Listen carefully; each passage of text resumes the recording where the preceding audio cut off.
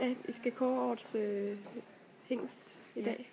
Ja, altså det, der ligger til kriteriet for udvælgelsen, det er simpelthen, at hingsten den har enten på egen præstationer klaret sig rigtig godt, og også gerne avlsmæssigt.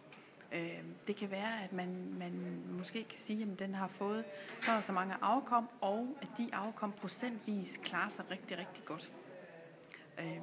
Og typisk så laver man simpelthen nogle udtræk inden fra hestedatabasen, der kan vise, hvordan den ligger både med indekstal, enten det er en dressur eller en springhingst. Og det samme også med, hvordan er hopperne blevet kåret, altså hvor mange procent er der i DH osv. Så det er sådan lidt, tror jeg, det der er til baggrund for det.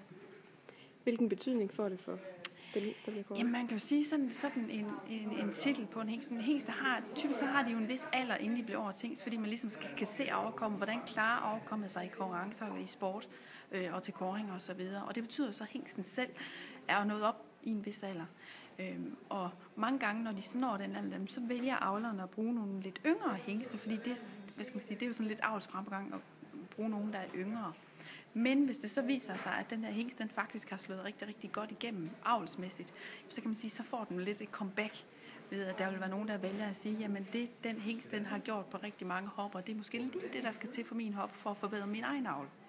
Så man kan sige, at det får en betydning, både PR-mæssigt og økonomisk for den pågældende hingst, der er, hvis der er mange hopper, der så vælger at bruge dem på den her baggrund. Så det er sådan lidt ekstra PR. Hvor mange hingste har været med i kapløbet? Jeg ved faktisk ikke lige, hvor mange der har været med i år, for jeg har jo ikke lige helt været med i udvalgelseskomiteen.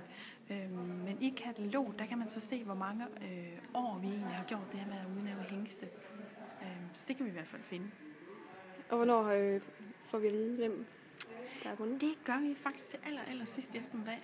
Det er sådan lige inden at selve fløjhingstene i treårsholdet, de bliver udnævnt. Og så kommer vores formand for kåringskommissionen, Poul Gravgaard, og så har han et lille skriv på, hvad det er, der ligger til baggrund for lige netop den hingst, der blev valgt i år. Det bliver spændende. Ja, tak.